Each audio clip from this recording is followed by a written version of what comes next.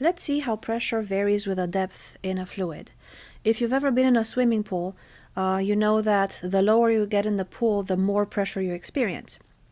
So let's see what that is, why that is. Let us have this water tank, and I guess I'll make it three-dimensional.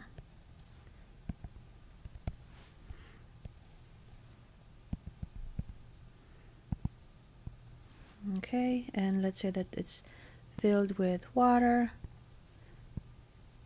Okay, and we are going to isolate just part of this fluid. So I'm just going to look at part of the fluid inside this tank of water. So it's not that like we're placing a block inside here, we're just looking at part of the fluid. Now the fluid is at rest, so this block is not going to move anywhere, so this part of the water is not going to move.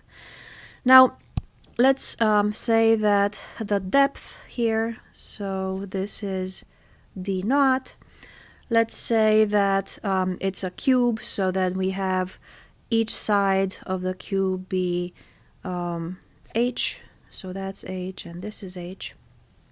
And then since we know that the object is in equilibrium, that means that the sum of the forces acting on it is going to be 0. So sum of the forces on this portion of the liquid is 0. Well, what forces act on it? This is a fluid, so it will have a certain weight. So that's the weight of the blue portion of this fluid.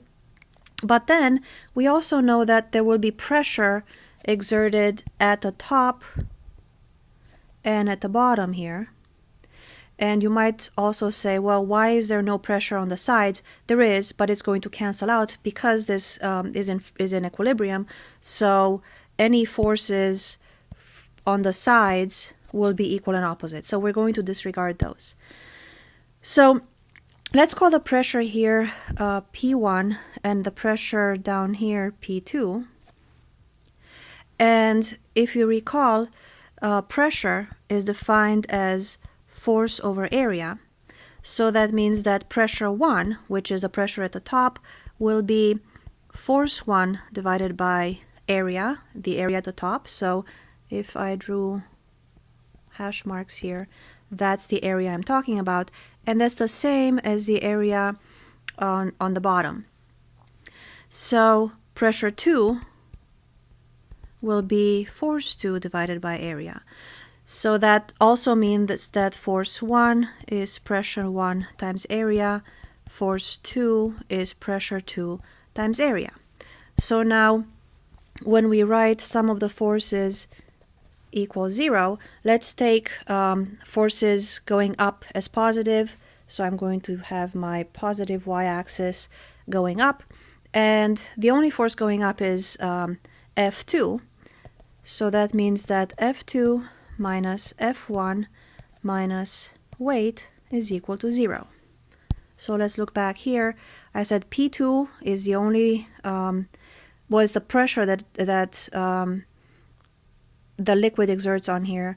There is a pressure going down, but pressure times area is force, and then the weight is going down. So the sum of the forces equals 0 means that force F2 minus the weight minus P1 will be equal to 0. So now let's substitute things. So F2 is P2A, F1 is P1A, and weight is mg. So P2A minus P1A minus mg equals 0. Now, in all the fluid problems, we will convert from mass, we'll substitute the mass with density times volume. So remember that density is mass over volume, which means that mass is density times volume. So P2A minus P1A minus density of the fluid times the volume of the blue block that I have there, the part of the fluid that I isolated, times G equals 0. But what is the volume? Well, it's the volume of this entire block. So if I multiply the height here times the area at the base, I get the volume. So let's substitute that, and then we have P2A minus P1A minus density times, so we said it's the height times the area times G equals 0.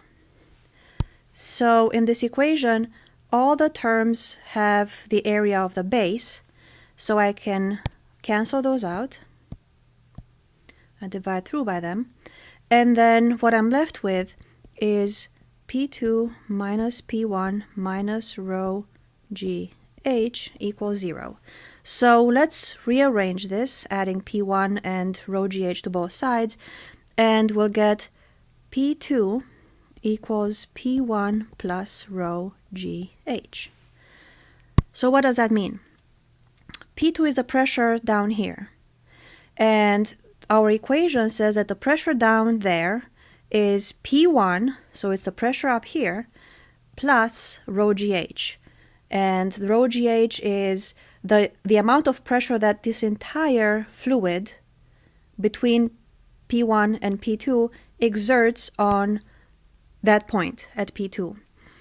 So that's why pressure increases with depth. Now, let's look at one more thing.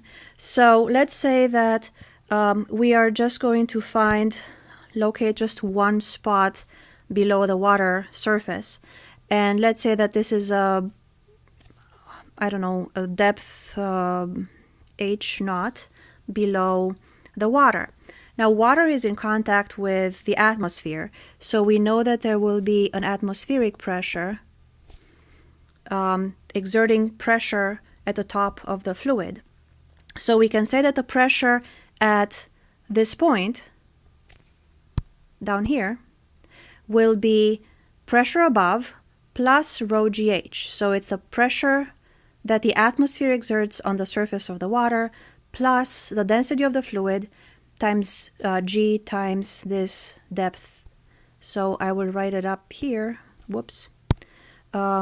Pressure equals pressure atmospheric plus rho GH naught. That's the pressure over there.